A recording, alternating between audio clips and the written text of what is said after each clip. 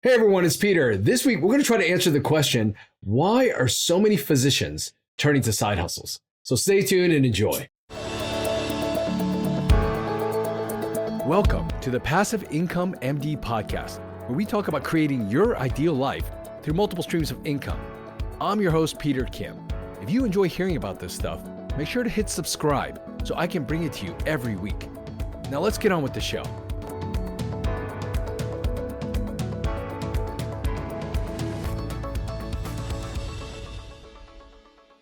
Well, a few years ago, actually more like 7 or 8 years ago, I decided to start a business. And that was on top of being an attending. I remember letting my father know about it, and I still remember what he said. He said, "You're a doctor.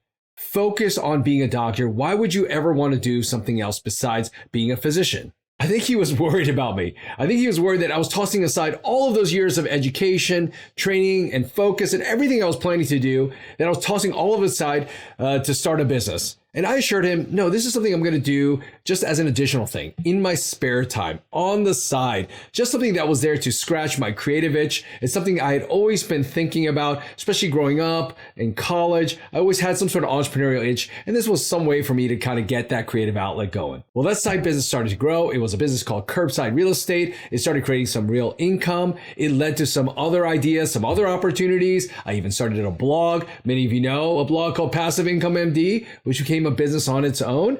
Well, these businesses started growing. The income started growing. The time that I had to spend putting into it started growing. Well, I really started enjoying it. My father, he was a physician, but he grew up in a different time. He came up and practiced in a completely different time in the 80s. Many of us see that as the golden age of medicine for many reasons. Even he will admit that it's different times today. Would he go through it again? He's not exactly sure. He admits that in the last 10 years, what's changed in medicine, it's probably changed more than it has in the last 40 years. The pathway used to be super clear. Study hard, focus on the right things, and you're going to be really rewarded in life later on. Unfortunately, those same rules don't seem to apply to physicians today. We all know what some of those reasons are, like high student loan debt, change in autonomy, change in the corporatization of medicine, the way private equity or hospitals have taken over. Again, in some ways, the death of private practice in many areas, our autonomy, the way reimbursements and insurance is happening, and just the political environment behind medicine. However, it might feel like we're the only ones affected, but other professions have been affected as well. I mean, technology, politics, regulations, it affects people in all professions. But doctors, we seem to feel it a lot. We simply can't practice and thrive in the same way that previous generations, the way they did it. So as a result of this, many physicians are looking for other solutions. After all, we are problem solvers. We do that in our daily lives. So we're trying to apply that to our lives as well. So many people have figured out there must be a different way to create income, create flexibility, create freedom. We're going to talk about all these reasons here shortly. So the first reason why many physicians are turning to side hustles is for extra income. As we know, the lives of physicians today, it's not the same as it used to be. To the outside world, it may seem like we're all set or things aren't different, but to us, we know this real situation. Dealing with rising student loan costs, decreasing salaries or decreasing reimbursements, especially in high cost of living areas, all of this adds up to increased financial stress for physicians. There's also the matter of us getting settled financially later on in life than maybe our peers. How many of you had friends in college that started going out and making good incomes right out of college or right outside of early graduate school, going through medical school, going through residency, fellowship, training? By the time we've started, many people and many of our peers have already gotten settled in life. They've already started saving, making good investments, building assets and their net worth, and we're just getting started. However, we've had to deal with delayed gratification. And so once we graduate, once we become an attending, we're trying to at least live a certain lifestyle that we want to finally enjoy. However, with the way things are currently in medicine, maybe you need that extra income. So many of us are using our skill sets. Many are using our interests that we might have outside of medicine and figuring out ways to create income. Many of us are starting businesses. People are picking up case reviews, becoming expert witnesses, doing medical surveys, becoming consultants, whatever it might be where they can leverage their medical degrees to create extra income. And again, they're using their skill sets outside of medicine to get that extra income as well. Maybe they really enjoy things like real estate. They have a good eye for detail. And so maybe they're investing in real estate, trying to create income there. And that might be income that's a little bit more passive than some of those other side hustles. When you don't have to rely on your day job for all of your income, it provides a little bit of relief. Maybe you felt that before. I know many people have.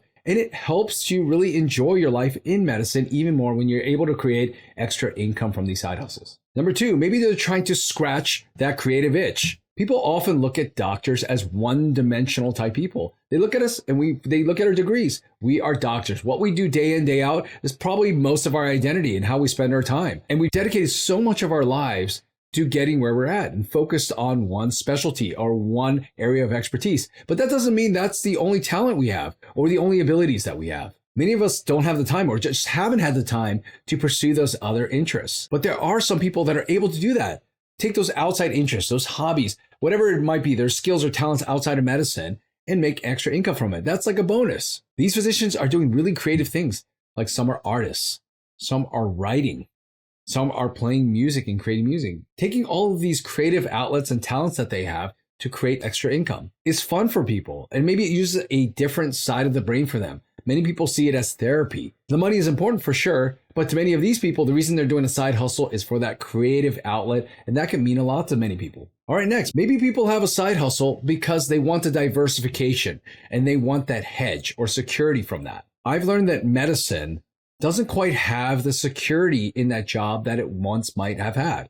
Especially if anything the last couple of years have taught us is that things can change drastically with the corporatization of medicine, right? Businesses, private equity coming in and taking over medical practices.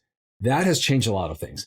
Big institutions and academic institutions taking over smaller private practices. That has changed things. I've heard of situations even in my own field of anesthesia where people and groups were taken over and people are expected to take a 30% pay cut over the weekend. I mean, they had to sign this paperwork and either they could take it or they had to leave. These things were probably unheard of 20, 30 years ago. I know what some people are saying, there's a physician shortage. People will always find jobs, but it might not be where you want it to be. Maybe you establish a community somewhere. Your kids are in school. You want to just get up and uproot them and move to a small remote area maybe where you don't have a community of friends or want to live in that particular area. So many physicians understand the importance of building up that extra income for this diversification, for this financial hedge. If something were to happen to them where they either lost their job or their job terms changed, maybe the income is less, they could actually sustain that and be okay with it. When all of us invest, we talk about diversification. We don't put all our eggs in one basket.